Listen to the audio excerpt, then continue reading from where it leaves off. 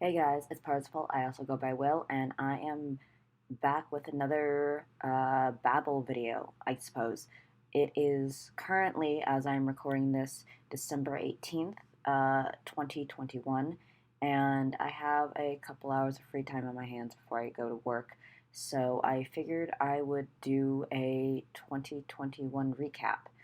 Now, I don't actually recall if I did a New Year's resolution this year. I don't believe I did in terms of a video.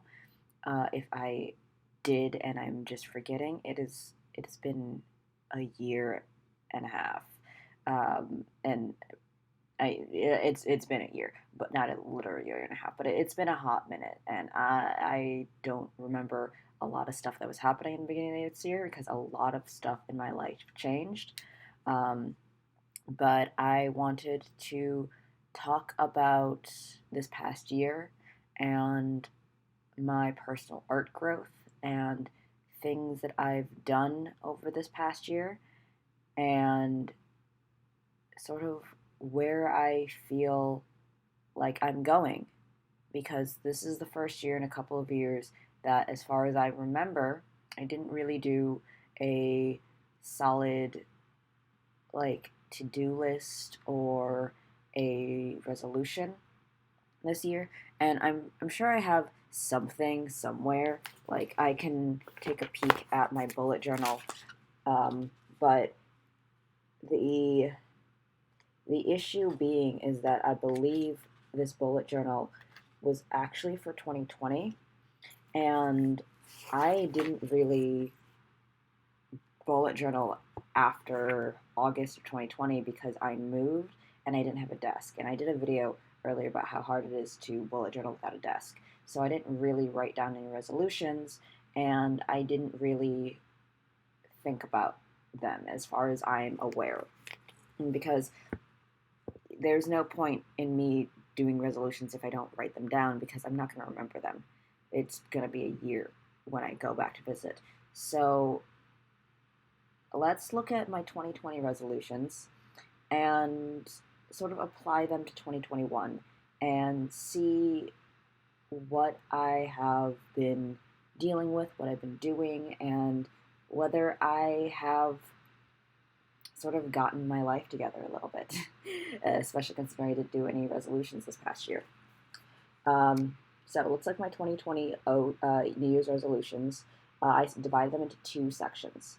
There were art resolutions, and then there were personal resolutions. And art resolutions started with writing down more goals. Well, I didn't make a 2021 resolution list, now did I? But I do actually think I was trying to use my Trello more, which I do have it privatized because it's not really for public viewing, but it is for my personal tracking of my work. So I was trying to use that more. Um, I had go back to scanning traditional art, and I did that during the first half of 2020, and then I moved and I didn't get my scanner set up, so I haven't been doing that. Whoops. Sketchbook spread. Uh, I've been wanting to get back into sketchbooking, but again, for a good chunk of 2020 and 2021, I didn't have a desk. And sketchbooking is a lot harder when you don't have a desk or something to draw on. And I had a desk earlier, and then again, when I moved, I didn't take the desk with me because it was actually part of the bed frame. And so I wasn't sketchbooking as much. I have been getting back into doing traditional art, but I haven't really been doing sketchbook spreads recently. But I will say that I have been drawing traditionally more often, so I think that is helpful, even if it is not ideal. I actually finished a couple of sketchbooks this year, so that's something to say. Um, Recapturing the OC spark. In 2020, I was pretty down on myself. It was pretty difficult for me to actually do anything with my OCs. I wasn't really drawing anything with my OCs. If it was just sort of portraits just to keep my, hand in the habit. I was doing a lot of stuff for other people. Art Fight was really big in 2019, not so much in 2020.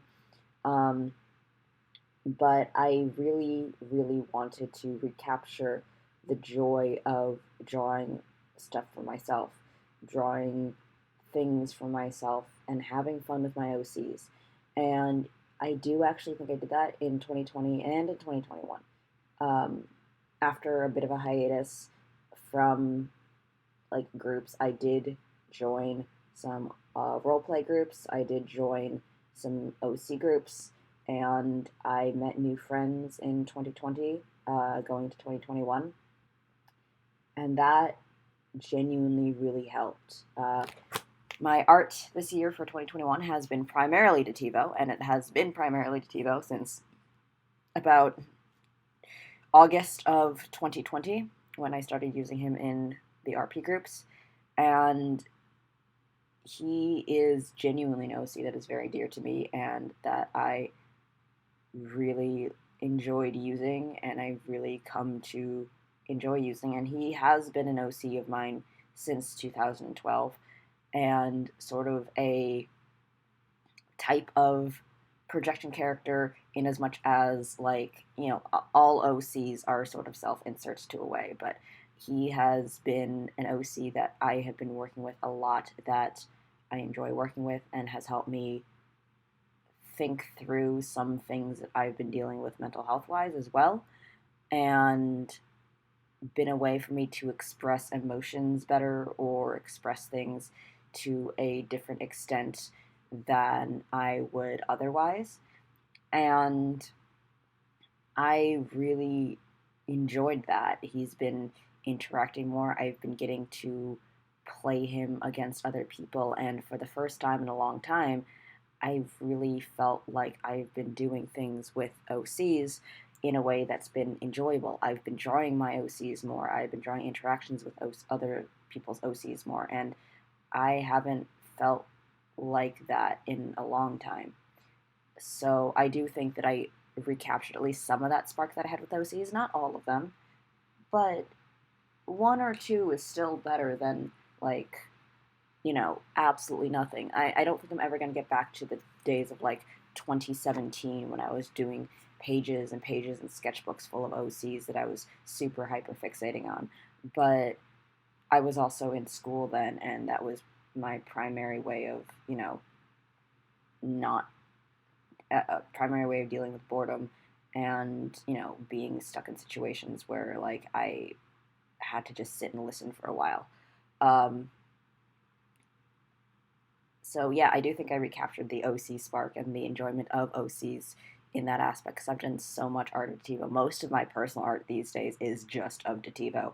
So even if it's just him, I will say that, yeah, I've really enjoyed the stuff that I've been doing with him. Let's see. More digital sketches and paintings.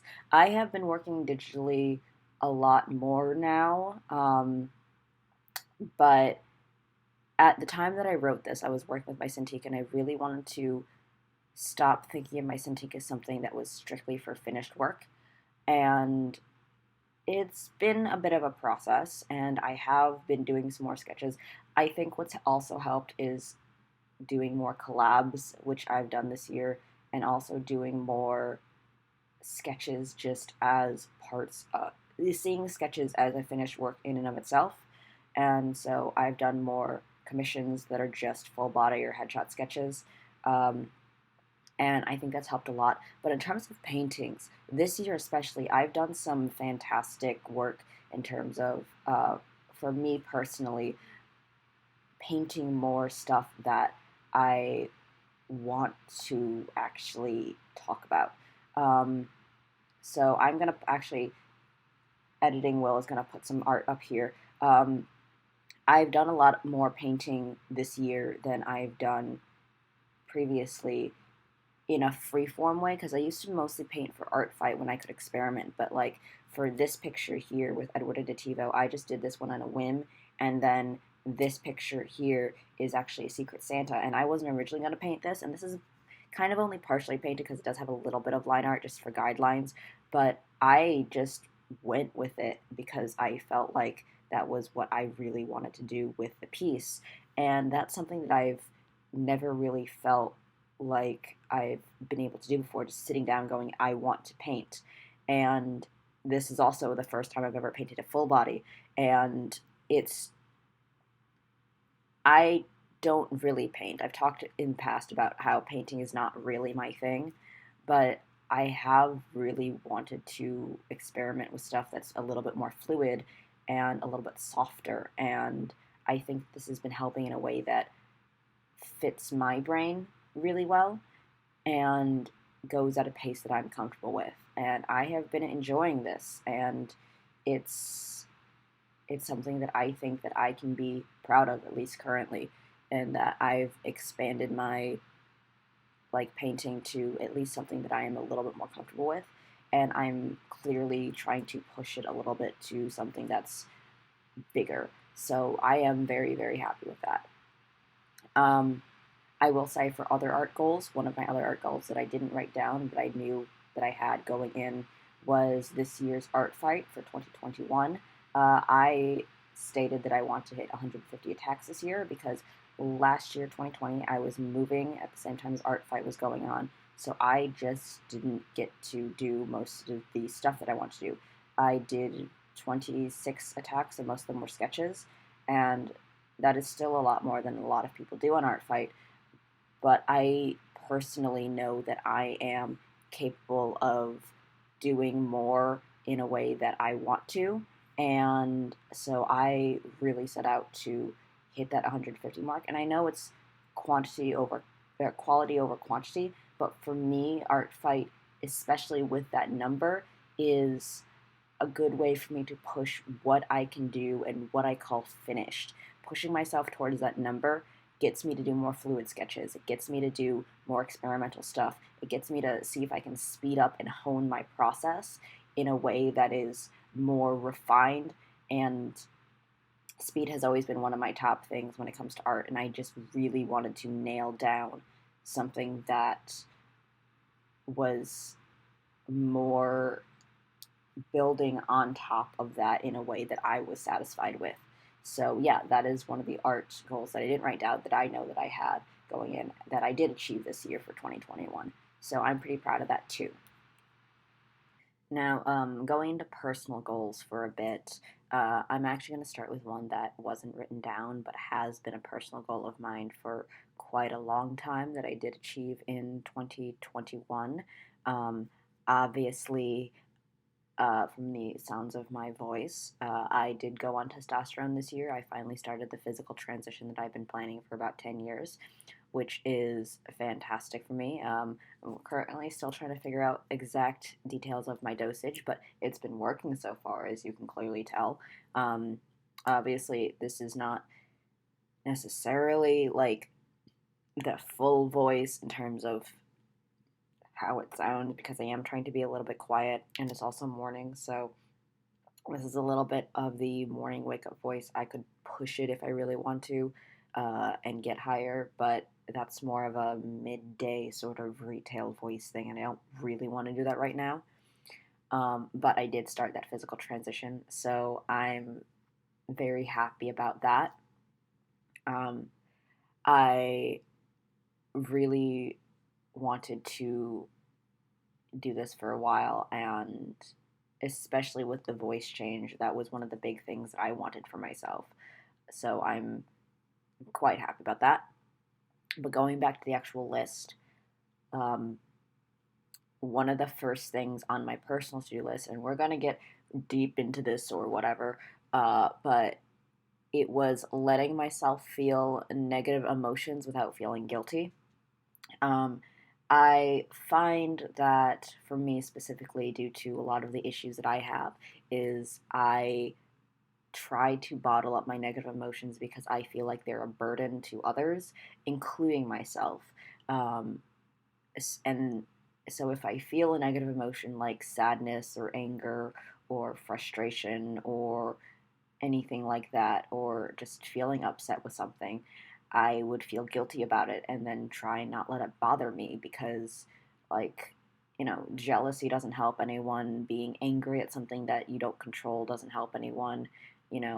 Being irritated at someone for something that they don't know that they're doing wrong and not communicating it to them, or even something that's just like their personality doesn't mesh with you. Like, I always felt like I was a bad person for expressing those emotions or feeling those emotions, and that caused a lot of bottling up of emotions. And I'm not saying that I'm going out and yelling at people publicly or just like telling people that they're annoying to their face. Though I did do that when I was like 7. So, but it's more the fact of that I'm trying to just sort of live in the emotion for a little bit and accept that that is an emotion that I'm feeling, and trying to understand that I feel bad and think about why I feel bad and ground myself and wait for that moment to pass.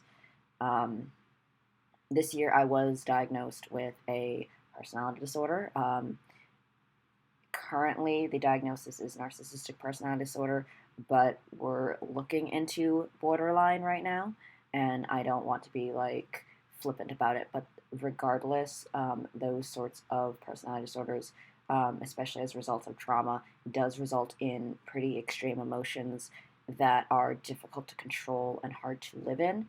And so, a primary tactic of dealing with those sort of negative emotions is just grounding and centering and being in the moment, in the present, as opposed to letting those emotions run away, but still letting yourself feel those emotions, because feeling guilty about having a feeling is not conductive, because you don't control your feelings any more than you can control anyone else's feelings. You don't make yourself feel bad, at least not in that sort of sense. It's not like, obviously, you can put yourself into situations that will trigger those negative emotions, but feelings are not something that you choose to have. So, just sort of accepting that sometimes they can happen is very important, and trying to manage those emotions in a way that isn't necessarily bottling them up. Please excuse the meowing if you can hear it in the background. That's my cat. He's complaining because it's near his feeding time, but he's not getting his food yet because it's not quite dinner yet, or breakfast rather. Similarly to feeling those negative emotions, in 2020, I was, end of 2019 really, I was feeling very volatile, and I want to learn to be better about it. Now, there was a spike in August where I sort of lost that, in terms, not lost the volatility, where the volatility got pretty bad actually, and I had to sort of come back to it and think about it, and deal with some consequences to that volatility that I needed to accept. That's around the time that my psychologist was thinking perhaps we should re-examine the diagnosis and think about borderline. But it was one of those situations where communicating my feelings wasn't happening. And so, again, I was bottling up my emotions, and it was becoming a problem. And while I wouldn't say it's necessarily better, and I'm managing that better, um, there's a couple of factors to that in terms of learning to be comfortable with being uncomfortable and communicating when I am sort of feeling the way I am, and not bottling that up because I feel bad or I feel like I am being a burden on people. Because the issue with my emotions, at least, is sometimes that they can seem like they come out of nowhere, even to me. And if I'm not tracking that escalation and communicating it, it can look like I'm going from 0 to 100 really, really quickly.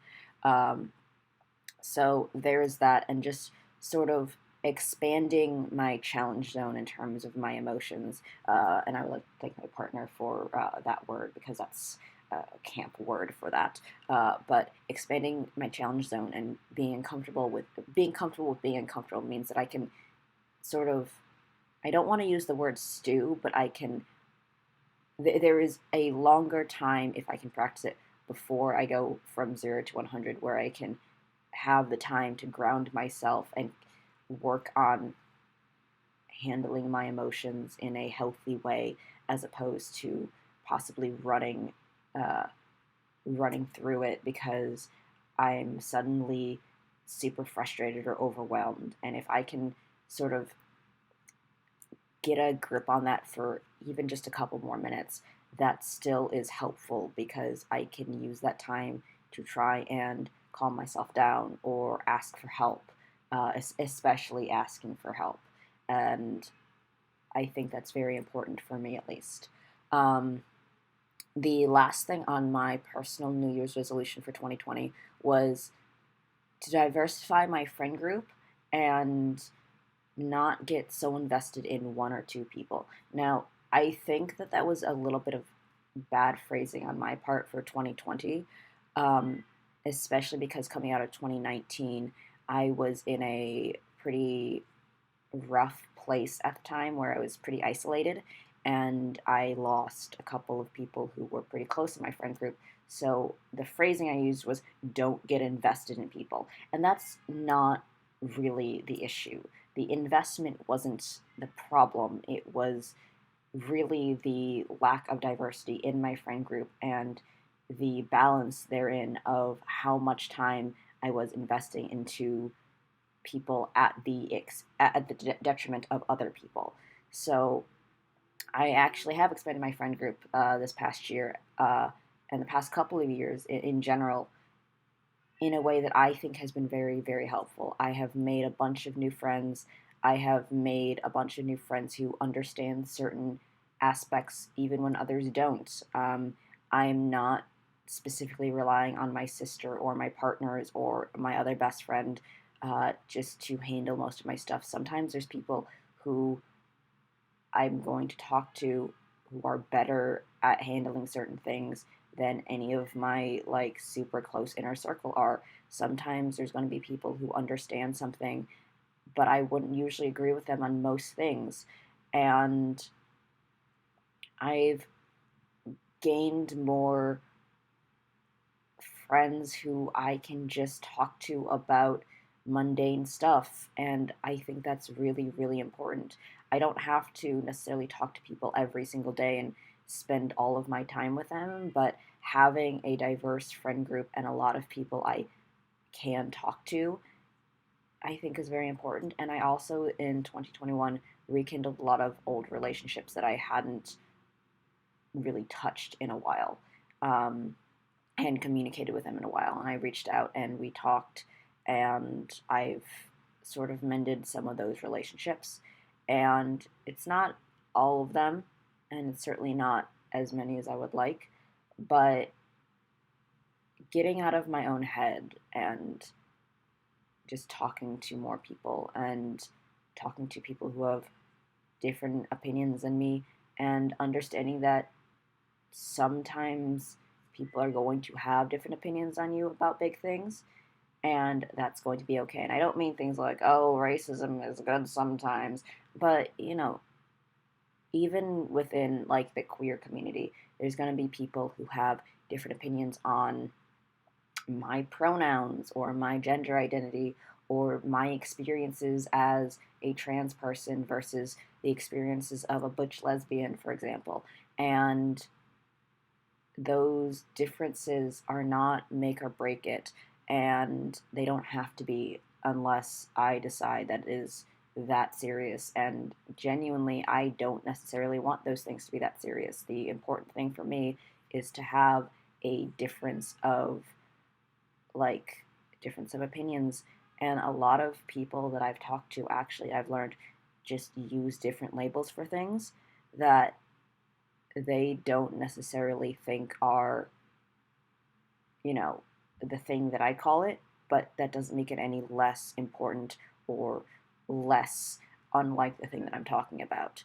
Um, for example, and I don't know how I can explain this very well in a concise way, so I'm not going to try right now, but sometimes people just say the same things with different words, man.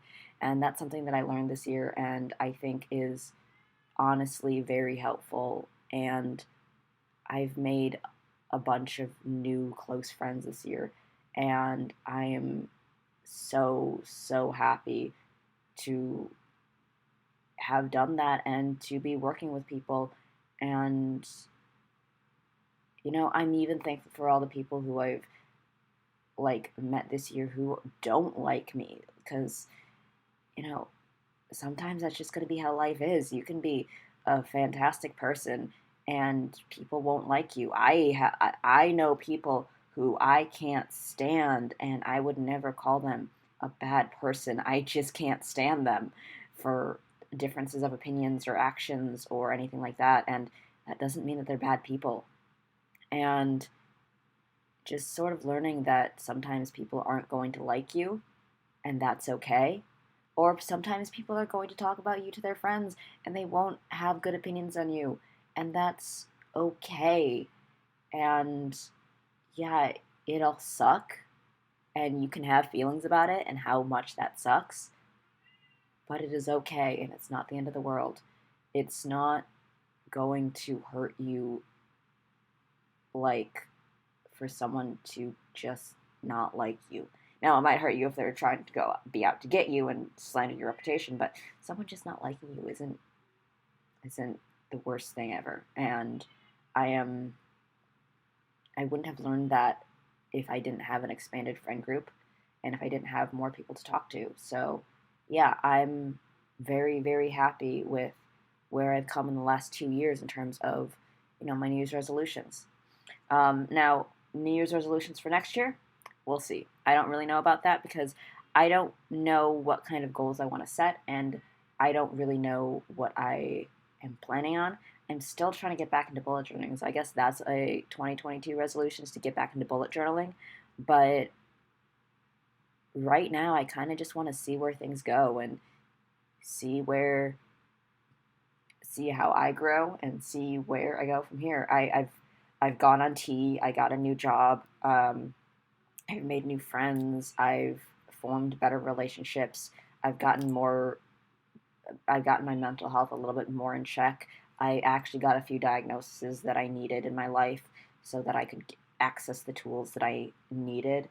And I've grown in my art in a way that I'm very happy with. So, 2021 overall, it was rough, but it was a good kind of rough.